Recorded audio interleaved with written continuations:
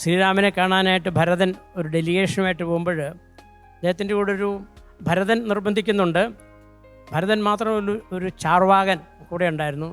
അദ്ദേഹം വളരെ യുക്തിയുക്തം, ഇന്നത്തെ ഭാഷയിൽ പറഞ്ഞ് എക്സ്പീഡിയൻസി, ഈ ധർമ്മവും അധർമ്മവും നോക്കാനില്ല, അങ്ങ് രാജ്യഭാരം ഏറ്റെടുക്കണം, അവിടെ അധികാരം, മൈറ്റ് ഈസ് റൈറ്റ്. ഇവിടെ ഭരതൻ തന്നെ വന്ന് ഓഫർ ചെയ്യുന്നു. പക്ഷേ രാമൻ അതൊന്നും സ്വീകരിച്ചില്ല.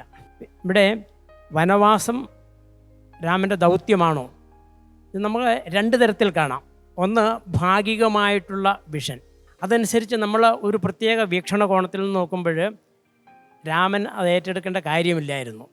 രാമൻ അച്ഛനെ അനുസരിക്കേണ്ട കാര്യമില്ലായിരുന്നു. കാരണം അച്ഛൻ തന്നെ പറഞ്ഞു, നീ എന്നെ അനുസരിക്കണ്ട, നീ എന്നെ ജയിലിലാക്കിക്കൊള്ളൂ. പക്ഷേ രാമൻ അതല്ല.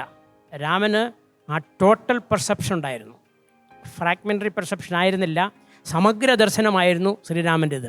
അപ്പോൾ അച്ഛൻ കൊടുത്ത വാക്ക് അത് മകൻ പാലിക്കേണ്ടതാണ്.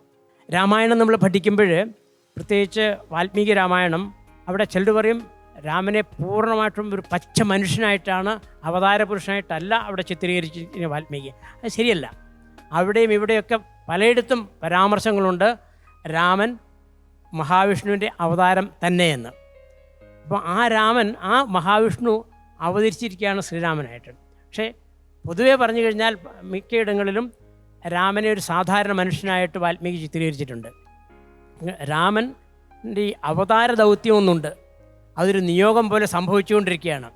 അതിൽ ഈ കൈകേയിയുടെ ഇടപെടലും മന്ധരയുടെ ഉപജാപവും അതുപോലെ തന്നെ വനവാസവും സീത അപഹരണവും ഇതെല്ലാം സംഭവിക്കുന്നു. അതിലൊരു നിയോഗം പോലെ സംഭവിക്കുന്നതാണ്. വിധി നമ്മൾ പറയില്ല. കാരണം ഒരു ലക്ഷ്യമുണ്ട്, അധർമ്മത്തെ ഇല്ലാതാക്കുക, അധർമ്മത്തിൻ്റെ ആൾരൂപമായിരുന്ന രാവണനെ ഇല്ലാതാക്കുക. അതിനു വേണ്ടിയിട്ട് പലരെയും കരുക്കളാക്കുന്നു, പലതും സ്വയം കരുവാകുന്നു. അതുകൊണ്ട് വാദങ്ങളൊക്കെ നന്നായിട്ട് നടന്നു. പക്ഷേ ഈ വിധത്തിൽ നമ്മൾ ഈ പരിപ്രേക്ഷ്യത്തിൽ, ഈ കാഴ്ചപ്പാടിൽ നമ്മൾ ഈ രാമാവതാരത്തെ അല്ലെങ്കിൽ അതിലുള്ള സംഭവങ്ങളെ നമ്മൾ വീക്ഷിക്കുമ്പോൾ നമുക്ക് യഥാർത്ഥമായിട്ട് സംഗതികളെ ഗ്രഹിക്കാൻ സാധിക്കുന്നു.